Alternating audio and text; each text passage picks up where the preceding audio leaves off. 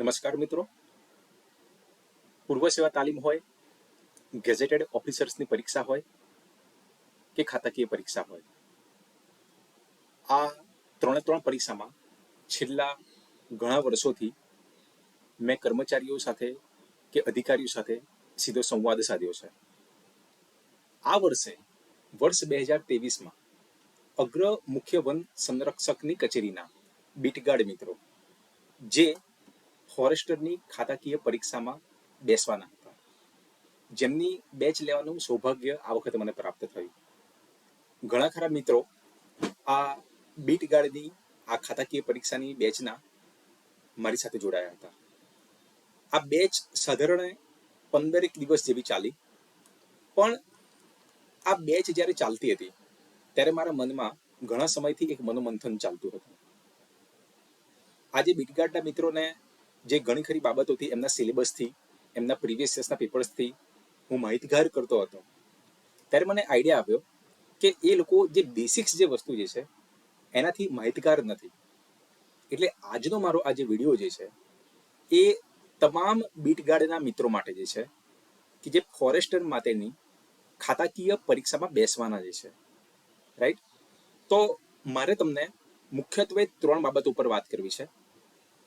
આ 3 બાબતો એ તમને આવનારી ગૌણ સેવા દ્વારા લેવાનાર આ તમારી ખાતાકીય પરીક્ષામાં એક સીમાચિહ્ન રૂપ તમને બનીને તમને મદદ કરી શકે છે, રાઈટ. તો સૌથી પહેલા તો તમને લોકોને થોડીક બાબત એ ખબર હશે કે તમારી જોડે આ પરીક્ષામાં 2 પ્રશ્નપત્ર છે, પ્રશ્નપત્ર 1 અને પ્રશ્નપત્ર 2. અહીંયા સૌથી પહેલા હું તમને લોકોને એક વાત કહી દઉં કે આપણે પ્રશ્નપત્ર 1 અને પ્રશ્નપત્ર 2ની કેટલીક ચર્ચાઓ કરવાની છે. જેમ કે તમારું આ જે પ્રશ્નપત્ર જે છે એ પુસ્તકો સાથેનું છે, એટલે કે પરીક્ષામાં તમારે પુસ્તકો સાથે લઈને બેસવાના છે, રાઈટ. હવે તમારું જે પહેલું પ્રશ્નપત્ર જે છે એમાં તમારા ટોટલ 5 ટોપિક છે. આ 5 ટોપિકની અંતર્ગત સૌથી તમારો જે પહેલો ટોપિક જે છે એ ફોરેસ્ટ પ્રોટેક્શન એન્ડ કન્ઝર્વેશન છે. બીજા નંબરનો ટોપિક ઇન્ડિયન ફોરેસ્ટ એક્ટ 1927 છે. થર્ડ નંબરનો topic wild life protection act 1972 છે. ચોથા નંબરનો ટોપિક છે ઓફેન્સ. ઓફેન્સ એટલે કે વન્ય પ્રાણીના જે વન્યજીવ અપરાધ કાયદાકીય જે જોગવાઈઓ જે છે એ તમામે તમામ ચોથા નંબરના ટોપિકમાં છે. અને 5મો જે છે એ સૌરાષ્ટ્ર ફેલિંગ એક્ટ, બરાબર છે, 1951. હવે એક વસ્તુ સમજો, મેં ઘણા બધા બીટગાર્ડ મિત્રો સાથે મેં ચર્ચા કરી, એમની જોડે સંવાદ સાધ્યો. એના અનુસંધાનમાં મને એક વાત ખબર પડી. બધા જ મિત્રો એવું કહી રહ્યા છે કે સર, આ પેપર નંબર 1 બહુ અઘરું છે. પેપર નંબર 1માં મેક્સિમમ અમે કર્મચારીઓ બધા ફેલ થઈએ છીએ, રાઈટ. હવે આ પેપર નંબર 1નો મેં જ્યારે અભ્યાસ કર્યો, પીવીએસએસના પેપર્સ જોયા, એના આધારે મેં આ વખતે મારી સાથે જે બેચમાં જે મિત્રો જોડાયા હતા, મેં એ લોકોને તૈયારી પણ એ પ્રમાણેની મેં તૈયારીઓ કરાવડાવી. તો એની જે માર્ગદર્શન છે એ માર્ગદર્શન આજે હું તમને લોકોને આપવા માંગુ છું કે તમે પહેલા એનાલિસિસ કરો કે તમારું આ જે પ્રશ્નપત્ર 1 જે છે, આ પ્રશ્નપત્ર 1માં સૌથી વધારે પ્રશ્નો ક્યાંથી આવે છે. પહેલા તો તમને એ ખબર હોવી જોઈએ કે અત્યાર સુધી જે પ્રશ્નો જે છે, એક પ્રશ્ન જે એક્ઝામ છે એ ક્યારે લેવાયેલી, 2014માં લેવાયેલી, 2015માં લેવાયેલી, 2016માં લેવાયેલી, 2017માં લેવાયેલી, પછી 2019માં લેવાઈ અને છેલ્લે 2021માં લેવાઈ, બરાબર છે. ટોટલ 6 વર્ષ આ છેલ્લા 6 વર્ષમાં આ સતત એક્ઝામ આ લેવાયેલી છે. તમારું એક મહત્વનું કામ એ છે કે આ 6 વર્ષોમાં સૌથી વધારે કયા પોર્શન ઉપર ફોકસ કરવામાં આવ્યું છે, કયા પોર્શન ઉપર ભાર મૂકવામાં આવ્યો છે, તમે ક્યારે એનું એનાલિસિસ કર્યું છે? હવે એક વસ્તુ સમજો, તમે જો ધ્યાનથી જોશો તો તમને અહીંયા ખ્યાલ આવશે કે સૌથી વધારે જે ફોકસ જે કરવામાં આવેલું છે એ Indian forest act 1927, the wild life protection act 1972, બરાબર છે, અને એના પછી સૌરાષ્ટ્ર ફેલિંગ ટ્રીઝ એક્ટ 1951 ઉપર સૌથી વધારે ફોકસ કરવામાં આવેલું છે. તમે જ્યારે આ પ્રશ્નપત્ર વાંચો છો, આ પ્રશ્નપત્રની તૈયારી કરો છો, તો સૌથી પહેલા 2, 3 અને 5 આ 3 ટોપિક તમારે સૌથી પહેલા કવર કરવાના છે. હું એવું નથી કહેતો કે ચોથા નંબરનો ટોપિક અને પહેલા નંબરનો ટોપિક ઉપયોગી નથી, પણ એક ક્રોનોલોજી ઓફ ઇવેન્ટ, એક ક્રમ, કઈ રીતના આપણે વાંચવાનું છે, કયા પોર્શન પર વધારે ભાર મૂકવાનો છે, એ સૌથી અગત્યનો છે. તો તમારે 2, 3 અને 5 નંબરનો જે ટોપિક જે છે એ તમારા માટે અતિ મહત્વનો છે. એના પછી 4 નંબરનો ટોપિક તમારે વાંચવાનો છે અને છેલ્લે તમારે 1 નંબરનો ટોપિક વાંચવાનો છે. બરાબર છે. એક વસ્તુ સમજજો, વાંચવાની પણ એક કળા હોય છે. સાધારણ રીતે જો તમે જે પુસ્તક જે પહેલા પેજથી લઈને છેલ્લા પેજ સુધી વાંચશો તો એવી રીતે ક્યારેય ના વંચાય. તમારા માટે ઇમ્પોર્ટન્ટ શું છે, શું નથી, એ બાબત તમારા માટે અહીંયા સૌથી મહત્વની બની રહે છે. બીજી ઘણી ખરી વસ્તુ જેમાં એક સમાવેશ થાય છે કે આપેલા ટોપિકની અંતર્ગત શું વાંચવું. આ વસ્તુ જ્યારે આ વખતે મેં બેચ લીધી ત્યારે ઘણા ખરા બીટગાર્ડ મિત્રોને આ વસ્તુ ખબર નથી. શું તમને ખબર છે, 1927નો આ તમારો જે એક્ટ જે છે એમાં તમારે ગણી ગાંઠી જ કલમ કરવાની છે, ગણ્યા ગાંઠ્યા અનુચ્છેદ કરવાના છે, જેમાં સેક્શન નંબર 4, 20, 26, 29, 33, 41, 55, 63, 75 અને 79 નો સમાવેશ થાય છે. હા, હું એવું નથી કહેતો કે 1927ના એક્ટમાં એ સિવાયની બીજી કલમો પૂછાઈ નથી. ક્યારેક પૂછાઈ શકે છે, બરાબર છે. એમાં આપણે કોઈ સંસ્થાને કાં તો કોઈ બીજી બોડીને આપણે એને દોષ નહીં આપી શકીએ. આ પરીક્ષા છે, પરીક્ષામાં ગમે તે વસ્તુ પૂછાઈ શકે. પણ મહત્વની બાબત એ છે કે આટલી કલમ તો આપણે અવશ્યપણે કરવાની છે. બીજી મહત્વની બાબતો કે જ્યારે તમે આ કલમ જોતા હોય ને ત્યારે એની ઉપર નીચેની કલમ એકવાર નજર નાખી લેવાની. ફોર એક્ઝામ્પલ, તમે ઇન્ડિયન ફોરેસ્ટ એક્ટ 1927 જુઓ છો, ચોથા નંબરની તમે કલમ જુઓ છો. ચોથા નંબરની કલમ જોતા જોતા તમારે સેક્શન 3 ઉપર પણ નજર નાખી દેવાની છે અને તમારે સેક્શન 5 ઉપર પણ તમારે નજર નાખી દેવાની છે. એમ કરતા કરતા આ કલમ તમારી થોડી થોડી વધતી જશે. અને એક વસ્તુ સમજજો, આ ખાલી પરીક્ષા પાસ નથી કરવાની. તમે અહીંયાથી બીટગાર્ડમાંથી ફોરેસ્ટરમાં જવાનો છો. ફોરેસ્ટરમાં જાઓ છો ત્યારે તમારી જોડે 2 સ્ટાર લાગે છે. એક 2 સ્ટારની જોડે જોડે તમારી જવાબદારી પણ વધી જાય છે. એટલે સરકાર તમારી જોડે અપેક્ષા રાખે છે, સંસ્થા તમારી જોડે અપેક્ષા રાખે છે કે હવે તમારે કલમોની બાબતમાં હોશિયાર બનવું પડશે. રાઈટ? તો ખાસ કરીને આ જેટલી બી કલમો જે છે 4, 20, 26, 29, 33, 41, 55, 63, 75 અને 79, આ તમને ખબર હોવી જોઈએ.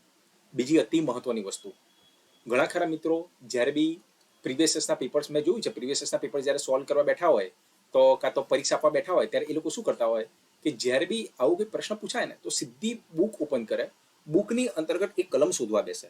મિત્રો, આવું નથી કરવાનું. હું તમને ગેરંટી મારીને કહું છું, તમારા 100 માર્કના આ પ્રશ્નો એમાંથી એટલીસ્ટ 30થી 40 પ્રશ્નો ફક્ત અનુક્રમણિકામાંથી સોલ્વ થઈ જશે. ફક્ત અનુક્રમણિકામાંથી. એમાં ફક્ત તમારી જોડે એક બેસિક્સ નોલેજ હોવું જોઈએ. આમાંથી કદાચ જે મિત્રો આપણી સાથે જોડાયા હતા બીટગાર્ડની તાલીમમાં, તમે એમના સંપર્કમાં જો આવો તેમને પૂછજો કે તમારા 100 પ્રશ્નપત્રની અંતર્ગત 40થી 50 પ્રશ્ન એવા છે કે વગર બુક ઓપન કરી આપણે સોલ્વ કરી બતાવીએ, વગર બુક ઓપન કરીએ. અને તમારે પાસ થવા માટે જોઈએ છે કેટલા? તમારે પાસ થવા માટે 50+ માર્ક જોઈએ છે. બીજી મહત્વની વાત સમજો કે તમારા માટે અહીંયા તો નેગેટિવ માર્ક છે જ નહીં. આ ઘણા ખરા મિત્રોને પણ નથી ખબર. તમારી આ પરીક્ષામાં નેગેટિવ માર્કિંગ છે જ નહીં. બરાબર છે? તો એનો તમારે મેક્સિમમ એડવાન્ટેજ તમારે મેળવવો જોઈએ. રાઈટ? બીજી ઘણી ખરી બાબતો કહેવાની છે, સ્ટેપ બાય સ્ટેપ આગળ કહું છું. એના પછી 3 નંબરનો ટોપિક, માનો કે તમે 1972નો એક્ટ કરો છો. હવે 1972ના એક્ટમાં પણ બહુ જ અગત્યની જ કલમો કરવાની છે, જેમ કે 27, 30, 35, 38, 39, 40, 43, 49. આ અતિ મહત્વની કલમો તમારે કરવાની છે. પણ એક વસ્તુ યાદ રાખજો મિત્રો, આ જે બી કલમો મહત્વની લખેલી છે અહીંયા, એ બધી જ કલમો તમને ખબર હોવી જોઈએ.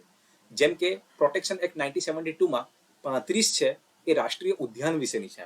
તમને ઊંઘમાંથી પણ ઉઠાડીને કોઈ પૂછે તો એ તમને ખબર હોવી જોઈએ. પછી તમને 35 જ કલમ ખબર ના હોય તો એ બાબતમાં એક આફત અહીંયા સર્જાઈ શકે છે. એટલે મહત્વની બાબત જે છે કે તમને જેટલું ઇમ્પોર્ટન્ટ આપેલું છે એમાંથી કોઈ ફિલ્ટર કરવાનો પ્રયત્ન કરતા નહીં.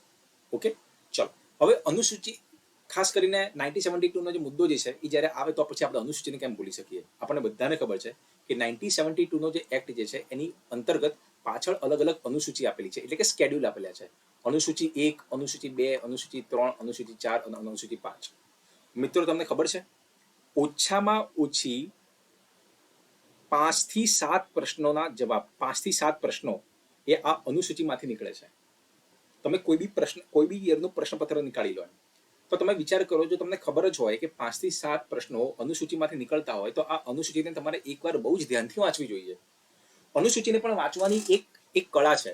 આ વાઇલ્ડ લાઇફ પ્રોટેક્શન એક્ટ 1972નું રિસન્ટલી પુસ્તક જે છે, બરાબર છે. હવે અનુસૂચિની અંતર્ગત પણ ઘણા ખરા એવા પક્ષીઓ છે, જેમ કે આ ફેમિલી કાર્બિડ છે, ફેમિલી કુકડી છે, ફેમિલી હેરસ્પીડ છે, ફેમિલી ઇરિસનિડી છે. આ બધું તમારે વાંચવાની જરૂર જ નથી. આ બધું કશું તમારે વાંચવાની જરૂર નથી. તમે એક વસ્તુ વિચાર કરો, તમે ફક્ત પ્રીવિયસ યર્સના પેપર્સનો અભ્યાસ કરો કે પેપર સેટર કઈ રીતે પૂછે છે, એના માઇન્ડસેટને વાંચવાનો પ્રયત્ન કરો. તમે જોશો કે ખાસ કરીને અનુસૂચિ 1 જે છે એમાં ભાગ 3 પડે છે. ભાગ 1, ભાગ 2 અને ભાગ 3. ભાગ 1માં સસ્તન વર્ગના પ્રાણીઓ, એના પછી ભાગ 2 છે એ જળચર પ્રાણીઓ અને ભાગ 3 છે એ પક્ષીઓ છે. બરાબર છે. એકવાર ઉપરથી નજર નાખી દો કે કયા કયા પક્ષીઓ છે, કયા કયા પ્રાણીઓ છે. અને જે ખાસ કરીને જે તમે નજર નાખો છો, ઉપરથી નીચે વાંચો છો, તો સાયકોલોજી એવું કહે છે કે એકવાર નીચેથી પણ ઉપર ઊંધા ક્રમમાં વાંચો તો આ વસ્તુ તમારા સબકોન્શિયસ માઇન્ડમાં હંમેશા માટે સેવ થઈ જશે. તો ક્યારે પણ તમને કોઈ વસ્તુ, કોઈ પક્ષી કાં તો કોઈ પશુનું નામ પૂછશે તો તમને અચાનક જ એનો આઈડિયા આવી જશે. તો મહત્વની બાબત એ છે કે આ જે અનુસૂચિ તમારે અવશ્યપણે કરવાની છે. એમાં અનુસૂચિની અંતર્ગત કયા કયા પ્રાણીઓ આવે છે તો એ તમે બુકમાં ઓપન કરવા બેસશો તો એટલીસ્ટ એ તમારો ટાઈમ ત્યાં કન્ઝ્યુમ થશે. જો સમયની વાત આવે છે તો હું તમને કહી દઉં કે જ્યારે પણ તમારી જોડે જો બુક હોય તો માહિતીનો આધાર રાખીને કોઈ પણ જે પ્રશ્ન જે છે એ એટલીસ્ટ 30 સેકન્ડની અંતર્ગત તમારે શોધવાનો છે. 30 સેકન્ડની અંતર્ગત. હું આ અશક્ય વાત નથી કરતો. આ પ્રશ્નપત્ર મેં સોલ્વ કરેલું છે, તમારા ઘણા ખરા મિત્રોની સાથે મેં સોલ્વ કરેલું છે. 30 સેકન્ડમાં તમે સીધા જ પ્રશ્નના જવાબ ઉપર તમે પહોંચી જઈ શકો છો. પણ ક્યારે? જ્યારે તમારી જોડે માહિતીનો સ્ત્રોત હશે ત્યારે, જ્યારે તમને ખબર હશે કે એટલીસ્ટ આ ચેપ્ટરમાં કાં તો આ પેજમાં અહીંયા કંઈક આપેલું છે. બરાબર છે. તો આ બહુ જ અગત્યની બાબત છે. કેમ કે મેં ઘણા મિત્રોના એવા અનુભવ સાંભળ્યા છે, એ લોકો એવું કહે છે કે સર 3 કલાકમાં પણ પેપર પૂરું નથી થતું. એટલે સૌથી આશ્ચર્યની વસ્તુ એ છે કે તમારી જોડે જ્યારે પુસ્તક જે છે તો પછી 3 કલાકમાં પેપર કેમ પૂરું ના થાય? તો એનો મતલબ એવો છે કે તમે એનો અભ્યાસ નથી કર્યો. તમે અભ્યાસ નથી કર્યો કે કઈ કલમ ક્યાં છે ને કઈ બાબત ક્યાં લખેલી છે. જો તમે અભ્યાસ કર્યો હોય તો આ જ પ્રશ્નપત્ર તમારું જે છે એ 1.5 કલાકમાં આરામથી પૂરું થઈ જાય. રાઈટ?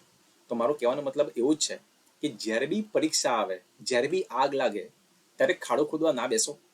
આ બહુ જ ઇઝી બાબત છે, બહુ જ સહેલી બાબત છે. એને તમે 1 વાર 2 વાર જો તમે રીડિંગ લેશો તો તમારા માઇન્ડમાં એક ટેવ પડશે કે આ વસ્તુ અહીંયા આવેલી છે. તો જેના આધાર ઉપર તમે ક્યાંક પ્રશ્નપત્ર સહેલાઈથી સોલ્વ કરી શકશો. એના પછીનો 3જા નંબરનો એક્ટ જે આપણે તૈયારીમાં કરવાનો છે 1951નો એક્ટ. આ એક્ટ પણ સૌથી વધારે પૂછાય છે. બરાબર છે. એના પછી આપણે વાત કરીએ તો ફોરેસ્ટ પ્રોટેક્શન એન્ડ કન્ઝર્વેશન. બરાબર છે. તો આની અંતર્ગત પણ ઘણી ખરી બાબતો જે છે. બરાબર છે. એની અંતર્ગત 1980ની પણ વાત કરેલી છે. એ સિવાય 72ની પણ વાત કરેલી છે, 27ની પણ વાત કરેલી છે. બરાબર છે. 51ની પણ વાત કરેલી છે. એટલે અલગ અલગ બાબતો ફોરેસ્ટ પ્રોટેક્શનની અંતર્ગત કરેલી છે. કેટલાક ઠરાવ આપેલા છે, પરિપત્ર જે છે, જાહેરનામું છે, એનો આપણે ચર્ચા કરવાની છે. ઓફેન્સની વાત કરેલી છે. બરાબર છે. વન્ય પ્રાણીના અંતર્ગતના જે ગુના જે છે અહીંયા એની વાત કરવામાં આવી છે. અહીંયા એફઓઆરની વાત કરવામાં આવે છે, પંચનામા. આ બધી બાબતો જે પ્રોસિજર જે છે ને, ફોરેસ્ટની પ્રોસિજર તમને બાય હાર્ટ હોવી જોઈએ. ફોરેસ્ટની પ્રોસિજર તમને બાય હાર્ટ હોવી જોઈએ. હવે આમાં એક વસ્તુ મને શું આઈડિયા આવ્યો ખબર છે? મેં એવો અભ્યાસ કર્યો, જે સામાજિક વનીકરણના મિત્રો જે છે ને એમને કદાચ જે વાઇલ્ડ લાઈફ જે છે એ સબ્જેક્ટ ઉપર કદાચ એમની પકડ થોડી ધીમી છે કાયદાની કલમોના અનુસંધાનમાં. અને જે કાયદાવાળા જે મિત્રો જે છે એમને ક્યાંક ને ક્યાંક સામાજિકરણના સબ્જેક્ટ ઉપર ક્યાંક ને ક્યાંક કહેવાય કે એક માહિતીનો એક અભાવ આવું જોવામાં આવ્યો છે. આ મારા કેટલાક સંશોધનની કેટલીક અંદરની વાતો અહીંયા બહાર આવેલી છે. પણ મારો કહેવાનો મતલબ એટલો જ છે કે આ પરીક્ષાની અંતર્ગત તમારે બંને પ્રશ્નપત્ર ઉપર એટલી જ તમારે ગ્રીપ રાખવી પડશે. રાઈટ? એના પછીનું જે બીજા નંબરનું જે પ્રશ્નપત્ર છે એની આપણે વાત કરીએ. બીજા નંબરના પ્રશ્નપત્રમાં પણ ટોટલ તમારા અહીંયા 5 સબ્જેક્ટ છે. બરાબર છે. ટોટલ 5 વિષય છે. એમાંથી પહેલો વિષય છે ફોરેસ્ટ એન્ડ ફોરેસ્ટ ટાઇપ્સ. બરાબર છે. હવે આની તમે અંદર જોશો તો આ પહેલા નંબરના ટોપિકમાંથી મેક્સિમમ પ્રશ્ન પૂછાય છે. મેક્સિમમ પ્રશ્ન પૂછાય છે. તમે જોજો કે જેમ કે ફોર એક્ઝામ્પલ હું તમને મારી જ વાત કરું. બરાબર છે. તો જેમ કે કુંભ રાશિ છે તો સુપથ, તો મારું નામ સુપથ, તો કુંભ રાશિ જે છે તો એના માટે કયું વૃક્ષ અનુકૂળ આવે છે, તો આ નક્ષત્ર માટે કયું વૃક્ષ અનુકૂળ આવે છે. રાઈટ? તો આ બધી જ બાબતોને ધ્યાનમાં રાખીને આપણે આ ફોરેસ્ટના ટાઈપ્સ, વન્ય પ્રાણી જીવનો અહીંયા અભ્યાસ કરવાનો છે. રાઈટ? જો આગળનું પહેલું પ્રશ્નપત્ર હતું એમાં તમને એક બાબત તમને કહેવાની રહી ગઈ. એમાં ઘણી ખરી વખતે નેશનલ પાર્ક અને વાઇલ્ડ લાઈફ સેન્ચ્યુરીના પણ પ્રશ્ન પૂછાય છે. તો એ વખતે ઘણા ખરા વિદ્યાર્થીઓ એવું કહે છે, કર્મચારીઓ એવું કહે છે કે સર આ નેશનલ પાર્ક અને વાઇલ્ડ લાઈફ સેન્ચ્યુરી કઈ રીતના યાદ રાખીએ? જો તમારે યાદ રાખવું પડશે, વાઇલ્ડ લાઈફ સેન્ચ્યુરી ગુજરાતની અંતર્ગત કેટલી છે, નેશનલ પાર્ક કયા છે, બરાબર છે, મોટા કયા નેશનલ પાર્ક છે, મોટું કયું નેશનલ પાર્ક છે, નાનું કયું નેશનલ પાર્ક છે, અભયારણ્ય જે છે એ મોટું કયું છે, નાનું કયું છે, બરાબર છે, પક્ષી માટેનું કયું અભયારણ્ય છે, તો આ બધી જ બાબતો એક્ઝામના અનુસંધાનમાં તમે જ્યારે પ્રીવિયસ યર્સના પેપર્સનું એનાલિસિસ કરશો તો તમને સારો અહીંયા આઈડિયા આવશે. બીજા નંબરનું મહત્વનું પેપર છે પ્રિપેરેશન ઓફ નર્સરી. બરાબર છે. તો નર્સરી માટે શું જરૂર છે? જમીન છે, માટી છે, અંતર છે. તો આ બધી જ બાબતો પ્રશ્નપત્રમાં પૂછાય જ છે. તમે જોજો બીજા નંબરનું પ્રશ્નપત્ર, એમાં બધી બાબતો અહીંયા હોય જ છે. એના પછી ત્રીજા નંબરનું પ્લાન્ટેશન. બરાબર છે. તો પ્લાન્ટેશનના પણ ઘણા ખરા પ્રશ્નો હોય છે.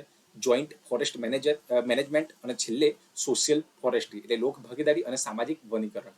તો આ પ્રશ્નપત્રમાં મને એક વસ્તુ જોવા મળ્યું કે આ પ્રશ્નપત્રની અંતર્ગત મહત્તમ જે કર્મચારીઓને જે છે એ આમાં પ્રોબ્લેમ નથી, પણ ખાસ કરીને જે પહેલું પ્રશ્નપત્ર જે છે એમાં એ લોકોને પ્રોબ્લેમ અહીંયા આવે છે. તો મારે તમને એ જ કહેવું છે કે કલમ જેવી બાબતો અઘરી નથી, ફક્ત અભાવ છે તમારા વાંચનનો. અને વાંચન કેવી રીતે કરવું એ જે મેં તમને થોડી ઘણી જે વાત કહી એ પ્રમાણે જો તમે કરશો તો મને 100% આશા જે છે કે તમે આ પ્રશ્નપત્ર 1 અને 2 ને પણ બહુ જ સારી રીતના તમે પાર પાડશો. હવે આમાં ખાસ મારે તમને એ બાબત કહેવી છે કે તમને જ્યારે આ પ્રશ્નપત્ર આપે છે ને તો આ પ્રશ્નપત્રની ઉપર કેટલીક સૂચનાઓ આપેલી છે. તમે આ સૂચનાઓ ક્યારેય શાંતિથી વ્યવસ્થિત વાંચી છે? મેં જ્યારે આ જ પ્રશ્ન જ્યારે ઘણા બધા બીટગાર્ડ મિત્રોને પૂછ્યો ત્યારે એ લોકોનો ઉત્તર ના હતો. બરાબર છે. તો મારો તમને આગ્રહ છે કે તમને આપેલા પ્રશ્નપત્ર ઉપર આપેલી સૂચનાઓ ખાસ વાંચજો. કેમ વાંચવાની? તો ખાસ કરીને તમે જ્યારે OMR ફિલઅપ કરો છો તો મારા ધ્યાનમાં એવું પણ આવ્યું છે કે ઘણા ખરા મિત્રો જે છે એમને OMR ફિલઅપમાં પણ તકલીફ થાય છે. હવે અહીંયા સ્પષ્ટ લખેલું છે કે ફોર એક્ઝામ્પલ કે ભારતના રાષ્ટ્રપિતા તરીકે કોણ ઓળખાય છે?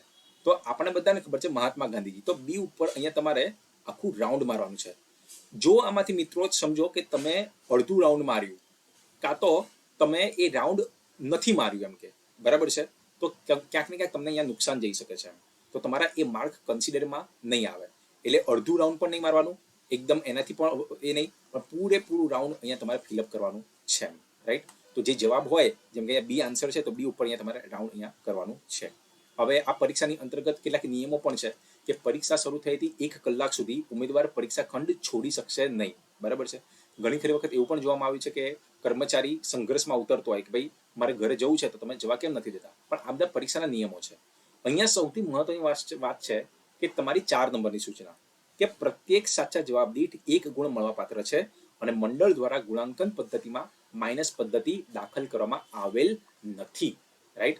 તો આ સૌથી અગત્યની અને મહત્વની બાબત છે. એની જોડે તમારો 9 નંબરનો જે મુદ્દો જે છે કે ઉમેદવારે વાદળી કે કાળી બોલપેનથી જ ઉત્તરો લખવાના રહેશે, અન્ય શાહી કે પેન્સિલનો ઉપયોગ કરી શકાશે નહીં. હવે એક વસ્તુ સમજજો કે આ કોઈ સંસ્થાની કે મંડળની મનમાની નથી. એમ આ એક કહેવાય ને કે એ મશીનની લિમિટેશન છે. તમારું જે સ્કેનિંગ મશીન જે છે, તમારું જે OMR છે એ સ્કેનિંગમાં જશે તો એ ફક્ત વાદળી અને કાળી પેન જેથી જે મીંડા કરેલા હોય ને રાઉન્ડ કરેલા હોય એને જ ખાલી જોઈ શકે છે. એમ તો આમાં કોઈ બી સામેવાળા વ્યક્તિ જોડે બી ઘર્ષણમાં ક્યારે પરીક્ષામાં નહીં ઉતારું કે હું લાલથી કેમ ના કરી શકું, હું જેલ પેનથી કેમ ના કરી શકું. બરાબર છે. કેટલાક નિયમો છે એ આપણા માટે જ છે જે આપણે ધ્યાનમાં રાખવાના છે. તમારા આ અભ્યાસ માટે એક અહીંયા મેં એક OMR શીટ મેં મૂકેલી છે. હવે સાધારણ રીતે OMR ભરવાની કેવી રીતના, એટલે આના પણ માટે બી ઘણા ખરા પ્રશ્નો હતા. તો જે બી મિત્રોને કદાચ OMR ભરવામાં ડાઉટ હોય એ ખાસ અહીંયા તમે રાખજો. જેમ કે તમારો રોલ નંબર છે અહીંયા 520 440 8 આવો કંઈક રોલ નંબર છે. બરાબર છે. હવે આવા રોલ નંબરમાં તમારે ખાસ કરીને આનો જે 5 નંબર હોય અહીંયા ભરવાનો, પૂરો ભરવાનો, અને પછી આ 2 નંબર હોય અહીંયા ભરવાનો, 0 જે છે અહીંયા 0 નીચે ભરવાનો, 4 વ્યવસ્થિત ભરવાનો. હવે એક વસ્તુ યાદ રાખજો, આ જે છે રાઉન્ડ જે છે એ પ્રોપર ફિલઅપ કરવાના, કોઈ બાકી ના રહી જાય. બરાબર છે. એ ખાસ ધ્યાનમાં રાખવાનું, નહીં તો તમારું પ્રશ્નપત્ર ચેક નહીં થાય. બરાબર છે. તો આ બધી વસ્તુઓ ખાસ કરીને અહીંયા આપણે ધ્યાનમાં રાખવાની છે. ઘણી ખરી વખતે પરીક્ષા લેતી જે સંસ્થા હોય છે એ તમને બહુ જ ગંભીરતાથી આ બધી સૂચનાઓ ક્લાસરૂમમાં કે પરિપત્ર દ્વારા આપતી હોય છે, પણ કર્મચારીઓ આ બધી સૂચનાઓને કોઈ ધ્યાનમાં લેતો નથી. એટલે ખાસ મહત્વની બાબત એ જ છે કે તમે જે સૂચનાઓ જે છે જે તમારા પ્રશ્નપત્રમાં પહેલા પાના ઉપર લખેલી છે એ તમે ધ્યાનથી વ્યવસ્થિત વાંચો, એને વાંચીને અભ્યાસ કરશો તો તમને થોડુંક અહીંયા આઈડિયા આવશે. એના પછી આપણે વાત કરીએ તો આજે તમારા જે પ્રશ્ન જે છે તો એમાં તમે જોજો કે ખાસ કરીને તમારો જે બી આન્સર હોય, તમારો જે કોઈ બી આન્સર હોય એના ઉપર તમારે વ્યવસ્થિત તમારે ટીક માર્ક કરવાનું છે. જેમ કે આ 1 નંબર જે છે તો 1 નંબર એનો આન્સર 2 હોય તો એના ઉપર વ્યવસ્થિત તમારે રાઉન્ડ કરવાનો છે. બરાબર છે. અને કદાચ તમારી પ્રશ્નપત્રમાં આન્સર આપવાની ઈચ્છા નથી તો એને તમે બ્લેન્ક મૂકી શકો છો. પણ મારું સજેશન એ છે કે તમારા પદ્ધતિમાં માઇનસ સિસ્ટમ છે નહીં. જો માઇનસ સિસ્ટમ નથી તો એનો તમારે ક્યાંક ને ક્યાંક એડવાન્ટેજ લીધેલો વધારે સારો. એટલે તમારા જે 100 પ્રશ્નો જે છે ને એ 100 માંથી 100 તમે અટેમ્પ કરો એ વધારે ઈચ્છનીય છે, બરાબર છે. જો માઇનસ સિસ્ટમ હોત તો હું તમને કહેત કે જે ના આવડે એને તમે ડ્રોપ કરી દો, પણ માઇનસ સિસ્ટમ નથી તો પછી તમે એટલીસ્ટ તમે બધા પ્રશ્નો સોલ્વ કરો એ ઈચ્છનીય છે, રાઈટ. પણ મહત્વની બાબત એટલી કે OMR ભરતી વખતે ક્યાંય પણ ભૂલ ના થાય. જો ભૂલ થશે તો આ ક્યાંક ને ક્યાંક તમારી જે પરીક્ષા જે છે એ પરીક્ષાના જે માર્કિંગ જે છે એ ક્યાંક અહીંયા આડાવડા થઈ શકે છે, રાઈટ. તો આ કેટલીક મહત્વની જે સૂચનાઓ, ઇન્સ્ટ્રક્શન કેટલાક મિત્રોના અનુભવના આધારે અને એમના ઈચ્છાથી આ નોર્મલી મેં વિડીયો બનાવેલો છે, બરાબર છે. હવે ખાસ કરીને મારે તમને એ કહેવું છે કે તમારી આવનારી પરીક્ષા બહુ જ સારી વ્યવસ્થિત નીવડે, અને એ સિવાય તમારે જે કંઈ પણ જે પ્રશ્ન હોય બીટગાર્ડની પરીક્ષા માટે, જે કદાચ જો કોઈ પ્રશ્ન હોય તમને લાગતું હોય તો બેશક તમે મારી સાથે ચર્ચા કરી શકો છો. મારો પરિચય છે સુપથ મોહિલે અને મારો નંબર છે 9408162631, બરાબર છે. તો તમારી બીટગાર્ડની આ ખાતાકીય પરીક્ષાના સંદર્ભે તમને જે કોઈ બી પ્રશ્નો હોય, બરાબર છે, તો એ પ્રશ્નની આપણે અહીંયા ચર્ચા કરી શકીએ છીએ, રાઈટ. ચલો, તો આ ફક્ત એક આપનો એક માર્ગદર્શન વિડીયો હતો. અહીંયા આપણે જસ્ટ વિરામ પામીએ છીએ. Thank you so much. Good bye to all of you.